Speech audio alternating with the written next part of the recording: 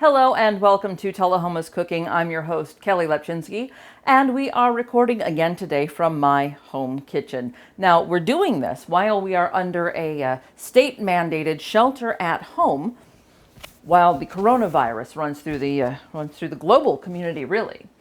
And if you saw a recent episode, we showed you how to make bread.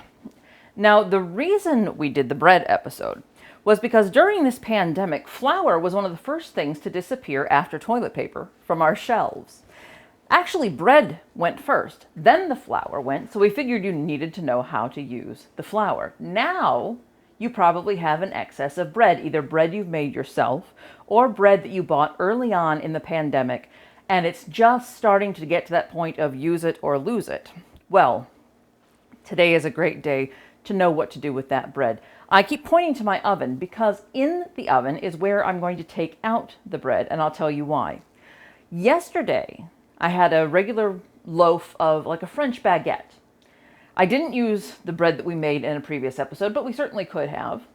And I put it out in about 1-inch cubes to just dry overnight to get the moisture out of it so that it would accept the moisture of the concoction we're about to make. Now, when I came time to come into the kitchen today, it didn't feel dry enough for me. So I put it into the oven at a low temperature, maybe about 200, and I just zapped it in there for about 2 minutes just to get the moisture out. And I wanted to show you that before we set the oven to cook our bread pudding. I just put it in a baker sheet, single layer, until it was nice and hard, got all the moisture out of that. Now we're going to add that moisture back in with the rest of what we're doing here today. So once again, I'm going to bring in my handy dandy makeshift counter so that you can see what I'm doing and I can face the camera. Now, the bread, this is about, like I said, about a loaf. So all told, this is about 12 to 14 cups. That's what we're basing the rest of our wet ingredients on. And what we're essentially making today, before we add the bread, is a custard. It's eggs and sugar and butter. I've also got here a little bit of vanilla, and I covered that up so it wouldn't evaporate while we were waiting for me to get ready here, and milk. So we're going to actually start, and I'd like to do this in a clear bowl so you can see what's happening. We're going to start by mixing the sugar and the eggs. Now, the eggs have to be beaten. All right, these have come down to room temperature. Everything that I'm using here, I let sit at room temperature for a little while before we came time to use it, all right? So I've got 3 eggs, and conveniently the sink is right behind me. And we're just gonna beat those up really, really easily with a fork here. Just right through those yolks and give them a little beat. Okay, we've got those eggs good and beaten now. And we've got 2 cups of sugar. Now I'm going to mix them together in a larger bowl that will accept both ingredients so that you can see as we mix what we're sort of looking for before we move on. All right. Put that in my sink here. All right, we're going to incorporate the egg and the sugar. And don't want to do that right on that counter because I'm going to lose the vanilla if I do. And you can see when we started off, the egg yolk was kind of a dark. When you beat the egg, it was sort of a dark yellow. All right. But as you get that sugar incorporated, and I'm just using a whisk for this, you can see it becomes kind of a more happy, brighter, lighter yellow. Okay. Sugar, butter, that is the beginning of any basic custard. It's the beginning of the custard that goes into bread pudding, a custard that fills a custard-filled donut, or say, if you met Gibbs in the last episode, he's back in the kitchen now. Custard also is the basis for ice cream. If you like vanilla ice cream, you're basically starting with these two. You think, okay, egg, sugar, you make cookies with that too. Yeah, but this right here, this is the good stuff. Now, we've got a 1/2 stick of butter that's also going to go in here. Now, I already melted the 1/2 stick a little bit, but I've let it sit long enough so that it wasn't really, really warm, that it's solidified again a little bit. So I'm going to give it a little 10-second zap in the microwave just to get it to a little more liquid.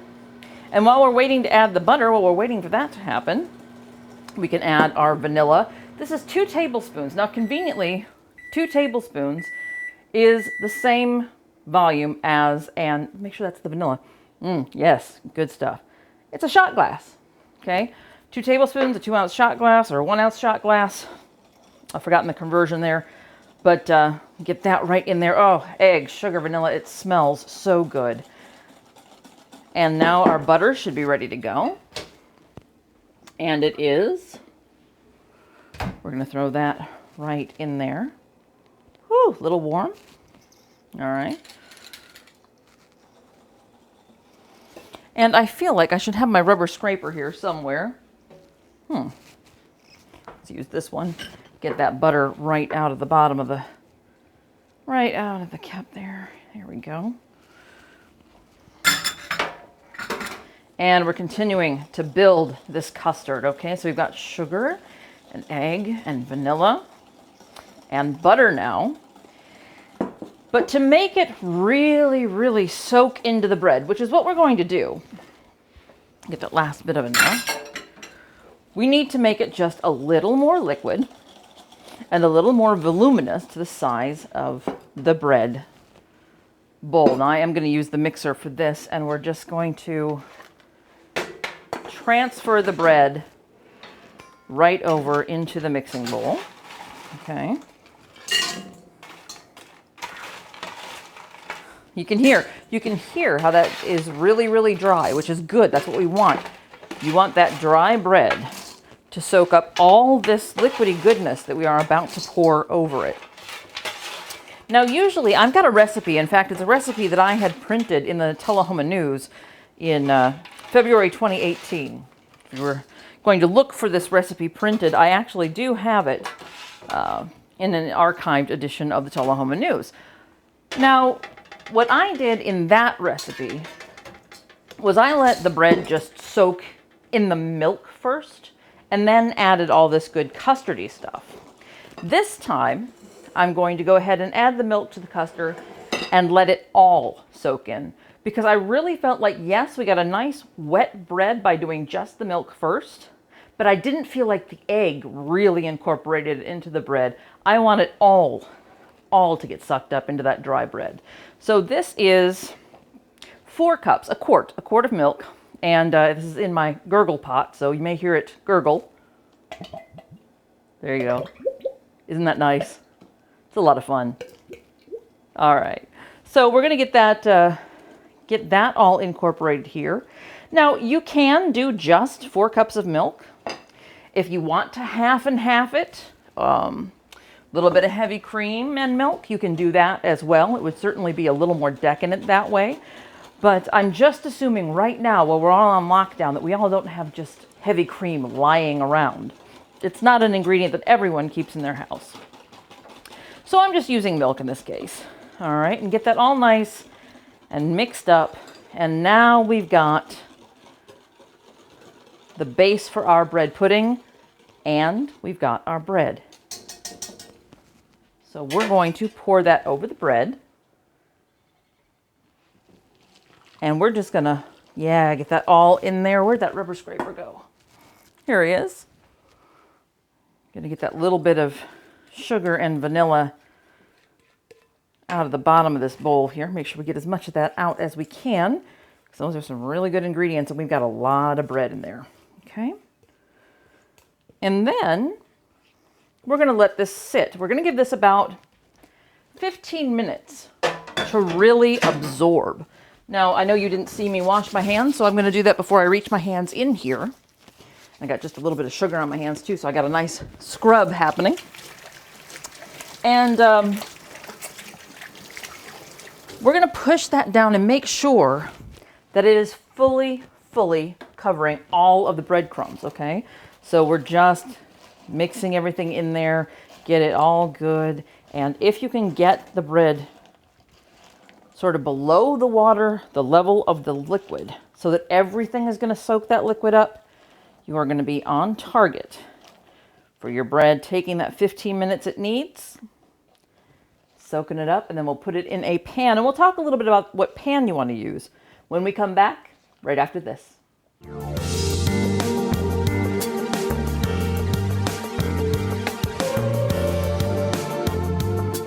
welcome back to Tullahoma's Cooking. Now we've let our bread and the custard sit for about 15 minutes, and you can tell the bread has broken down and really sort of we mixed as we went along, and it's really taken up quite a lot of that custard, not all of it, but that's fine. It's all going to cook as one thing. Now, if you like to add anything to your bread pudding, if you are a person who likes raisins, sultanas, pecans, anything like that, this would be the time to add them in and mix them in.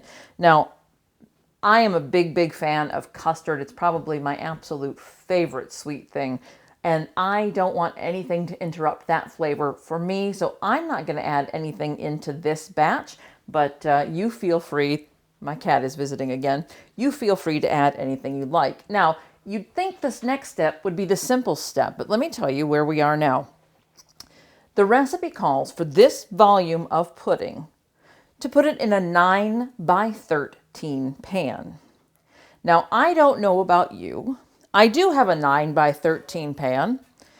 It's this one. It's a metal pan. I don't want to cook bread pudding in metal. Now, I also have a 9 by 13 glass pan. It's gone walkabout. So my next step is to look for this one. Well, this pan is an 8.5 by 11.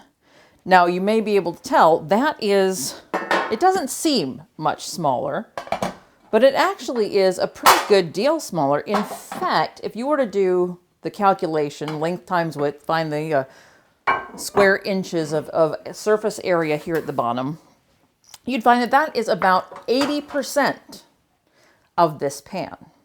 So why does it matter? Why do we care if we're cooking in metal or in glass? Well, metal heats up very quickly. That's one of its advantages. If you have pans in your pantry that are for specific purposes, a muffin pan, a bread pan, a cookie sheet, they are meant specifically for things that need to come up to a certain heat quickly and brown and finish. And then when you take them out of the oven, the pan needs to cool back down fairly quickly as well. We're dealing with egg here. We don't want it to come to a temperature altogether too quickly. We don't want it to scramble. So we would like to put it in a glass pan. Now, if you notice, when you think about what you use for glass for, lasagna, your average casserole, anything that's sort of liquid, anything that's acidic, you want those things in glass pans. Now, they take a little bit longer to come up to heat, so it's a gradual heat, and they're going to hold the heat longer when you take them out of the oven. So they're generally also for things that you want to serve in the dish you cooked them in, like a casserole. Now, as I mentioned, I don't want to do a lot of math here to explain to you how to use something that only holds 80% of the volume. You can do that, okay? We could figure out that to use so much of this volume, we didn't want to cook it lower and slower. And because we were going to lose about 20% of the volume if we cooked it in something small like that, we actually wouldn't lose that 20% volume. That 20% volume would be more compact, and therefore it'd make a deeper, it would have more depth in the pan. It would come up higher to the rim if you fill this amount into this batch, into that pan rather than this one. So you'd want to adjust your cooking times to lower and slower. But by 20%, we're at a 350 degree oven right now. And if we took 35 degrees off that, just 10%, okay, we would be at 313. You go another 10% to make it 20, and now you're down in the 280 degree territory, and you're right on the edge of the chemical reactions that you want to have to make that sugar and egg mixture really tasty. There's a name for that chemical reaction. As I've said before, baking is chemistry. We're not going to get into all of that, and we're not going to do that math. Okay, so we're going to leave it at 350 and approximate 9 by 13 with two very similar, not exactly the same size, but very similar size dishes. Now, you can see my blue one, my Polish ware, is just a little bit smaller. I'm going to measure this out for you. This one right here, our internal surface area, We've got the 9 inches. That's great. And lengthwise, we've got 7. So we're almost at half of a 9 by 13. If this one can take the other half, we can cook them at the same time. Now it's close. This is 8 inches long and 6 across. We had 7, we had 6. There's our 13. We have 9, we have 8. We got a little bit of missing volume down here, but it's such a small amount. It's such a small percentage of missing volume that I don't think it should affect our cooking time or our cooking temperature. So we're going to go ahead and put this mixture into these 2 glass pans. Now, we are going to notice, like I said in the example, when we put it into the smaller one, we should see the level just a little bit higher in this one if we want to believe that we've gone evenly. Not a lot. That's not a lot of difference, but we do want to see just a little. So here comes our bread pudding mixture. All right. A little bit in both so we can make sure we're comparing levels as we go along. Okay, that one looks good and pretty full. This one's still missing a little on those corners. Now,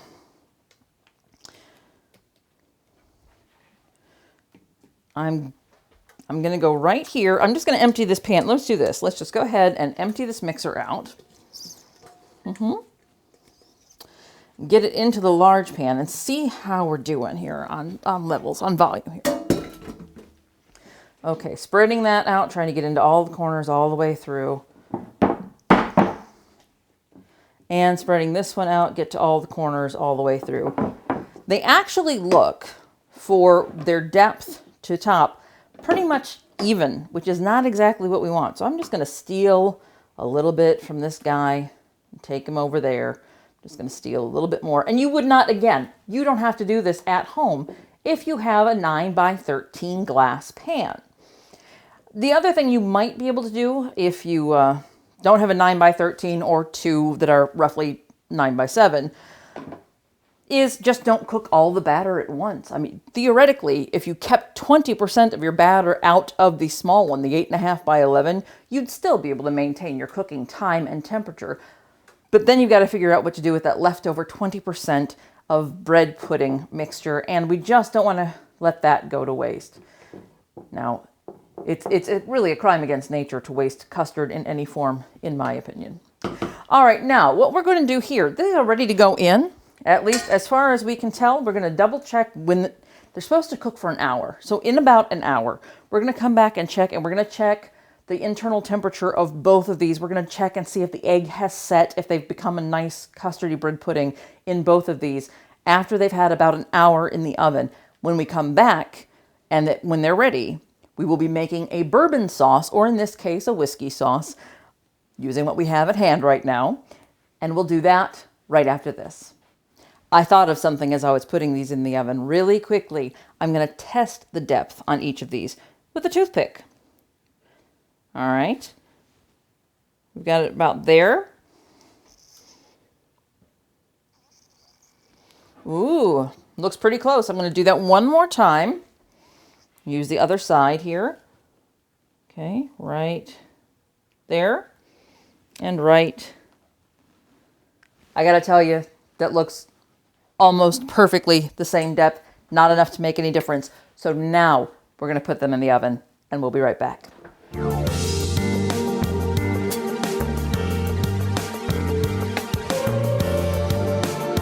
Okay, welcome back. It has been an hour. The alarm just went off and I have taken the 2 bread pudding out of the oven and they were cooked perfectly. Now I tested them with a thermometer, and you want them to be at least 165 degrees, 165 to 170 to feel like they're truly done. They were actually a little bit over that, but they weren't burnt. Now I'm going to show you.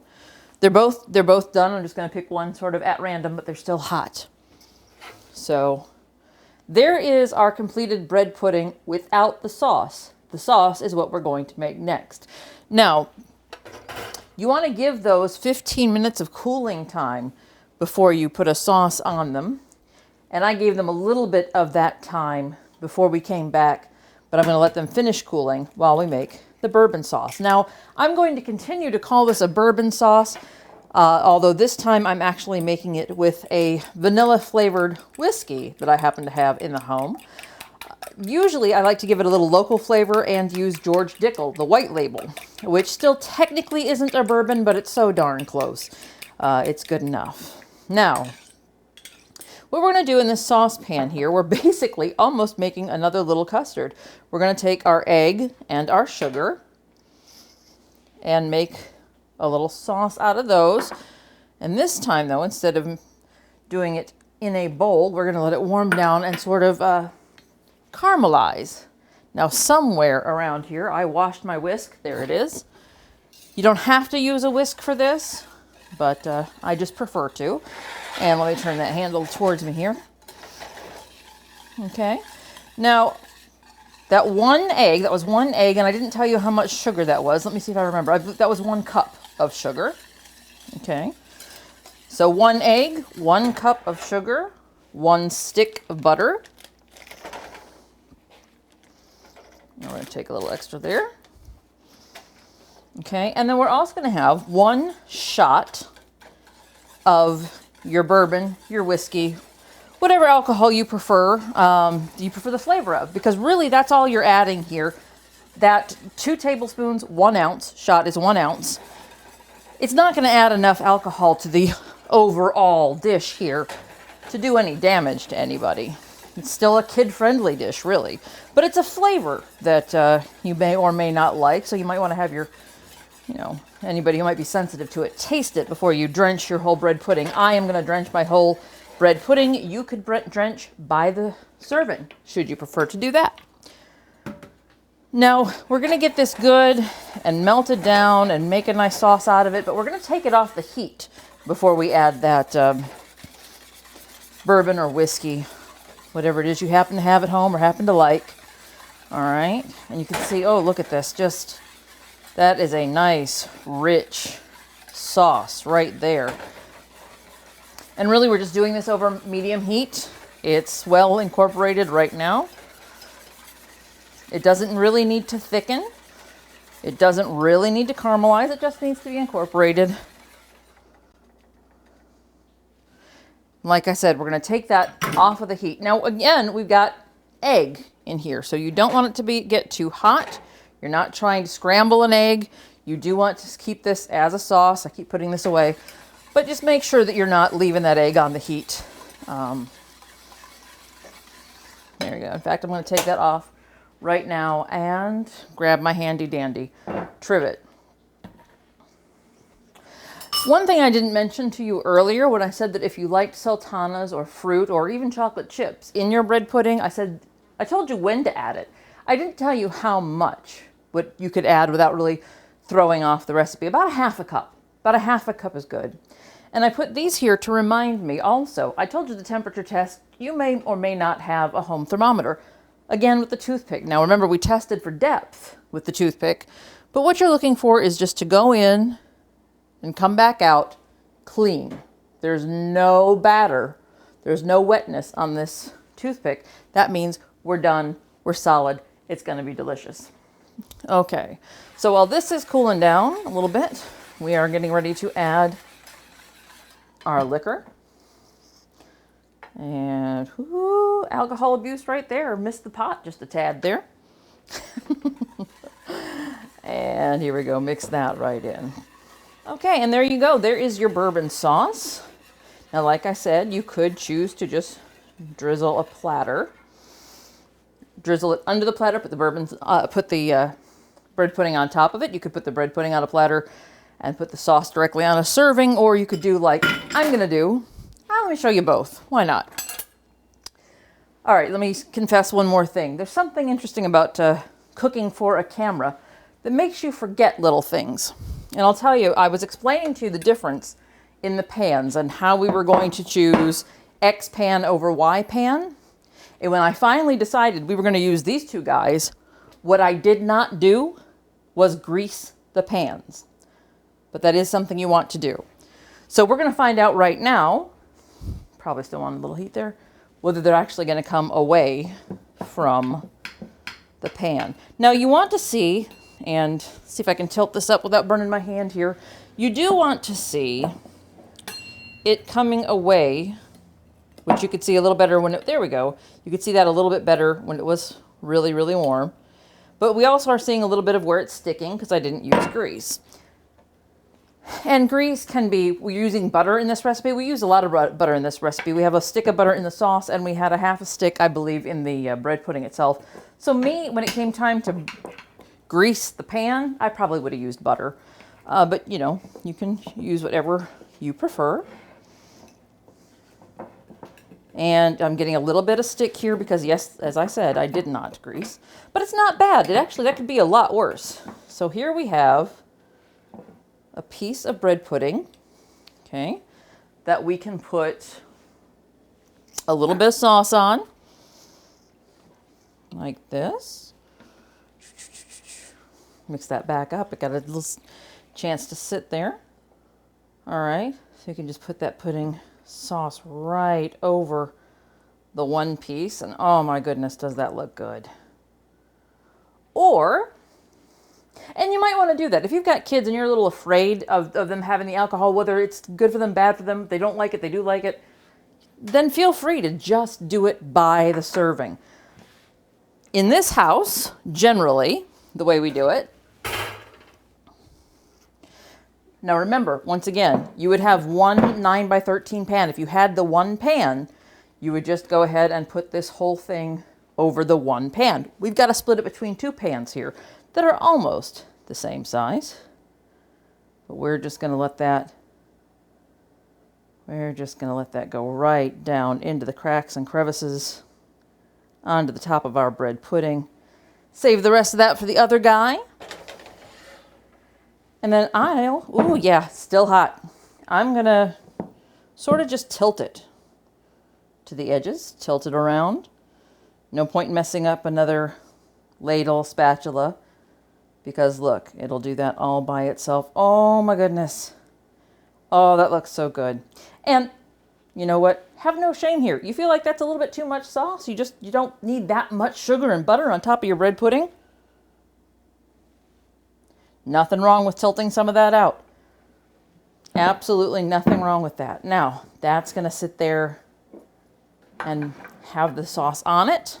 If you had to do like we did, and you did two pans, you can make one available to guests or family. Well, I guess not guests if you're at home on lockdown right now, I hope.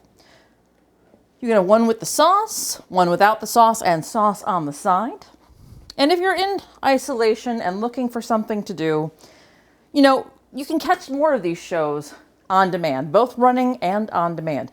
Now, we have kept you company here for the last couple episodes. Since the beginning of the year, we've made a loaded baked potato soup. We've made a pulled pork and fresh bread. So you could have a whole 3-course meal here if you choose. Soup, entree, and dessert. Thank you so much for watching Tullahoma's Cooking. We hope you enjoyed this recipe. If you have a recipe idea or would like to correct something I'd said, or there's something you'd like me to try, you can give me a call, usually at 571-7186, I believe, is the news hotline. That will also reach me directly there at the office. Now, I do go in and out, and I check my messages, so feel free to give me a call. We sure hope you enjoy this, and we will see you next time on Tullahoma's Cooking.